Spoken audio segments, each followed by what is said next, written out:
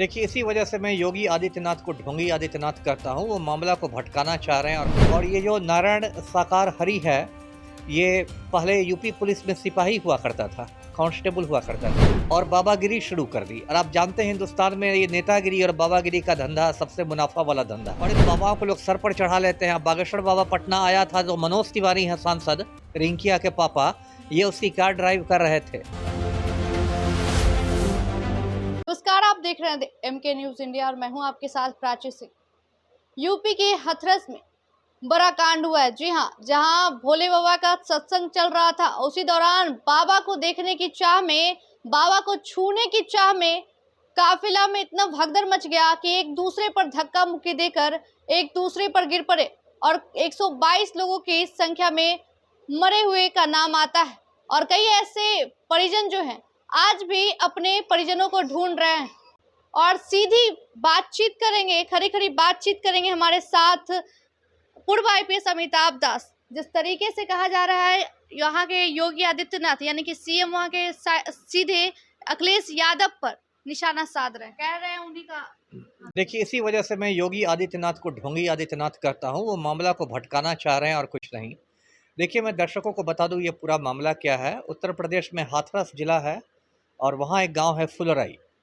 उस फुलरई गांव में कल एक बाबा जी का सत्संग चल रहा था और दोपहर 3 बजे के आसपास वो बाबा जी अपना जब प्रवचन देकर मंच से उतर रहे थे तो लोगों की भीड़ मतलब टूट पड़ी उन पर, जो होता है पैर छूने के लिए और पैर की धूल लेने के लिए। और उसके बाद बगल में गड्ढा था, उसमें कुछ लोग गिर गए और देखते देखते भगदड़ मच गई। और ऐसी भगदड़ मची जिसमें लगभग 125 लोगों की मौत हो चुकी है। उसमें ज़्यादातर औरतें और बच्चे हैं और मेरा अपना अनुमान है कि मौत का आंकड़ा बढ़ेगा, 150 तक हो सकता है। बिल्कुल है। क्योंकि बहुत लोग अभी गंभीर हालत में ज़िंदगी मौत के बीच झूल रहे हैं अस्पतालों में, कुछ लोग लापता बताए जा रहे हैं। संक्षेप में एक बहुत बड़ा हादसा है। और देखिए, इस बाबा के बारे में बताता हूँ। इस बाबा का नाम है नारायण साकार हरि उर्फ भोले बाबा।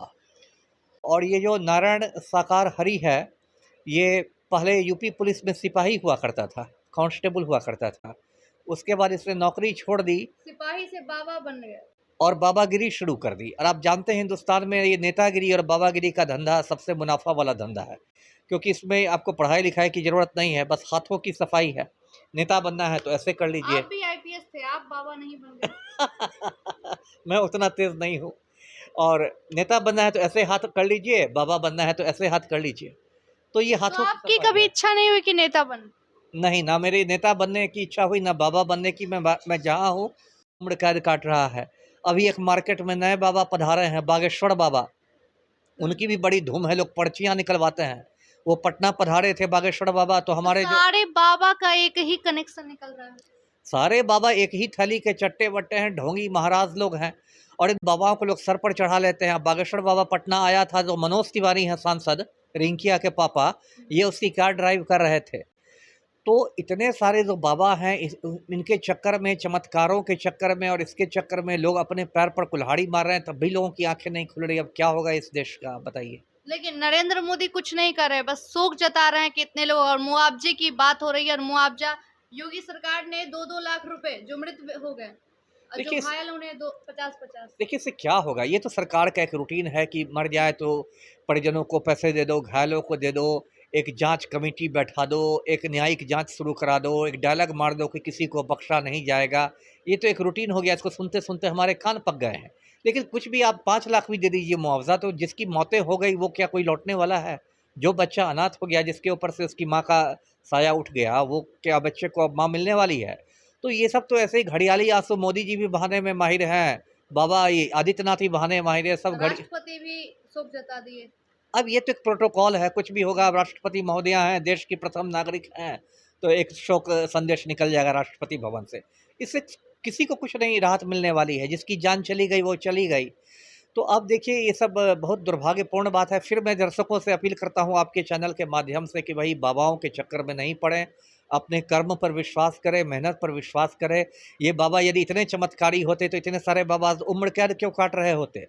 चमत्कार करके जेल से निकल गए रहते।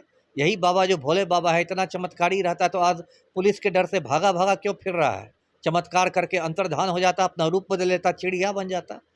तो ये बाबा लोग आपको चुना लगाते हैं, मूर्ख बनाते हैं, इनके चक्कर में मत पड़िए। जी। लेकिन यहाँ पर विपक्ष पर क्यों हमलावर हो रहे हैं? आखिर विपक्ष की इसमें क्या गलती है? ये तो बाबा गए थे सत्संग करने, लेकिन इसमें विपक्ष आखिर। देखिए, इसी को ना राजनीति करना कहते हैं।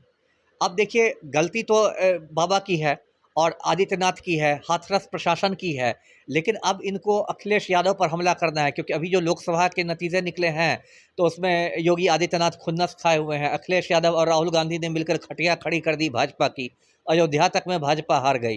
तो कहीं न कहीं तो उनको खुन्नस निकाल दी है। कल वो राहुल गांधी को ब्लेम कर देंगे, परसों पंडित नेहरू को ब्लेम कर देंगे। तो ये तो जो भी मुख्यमंत्री कर रहे हैं, ये अपना नकारापन दिखा रहे हैं। जी। चलिए, बहुत-बहुत शुक्रिया सर बातचीत के लिए।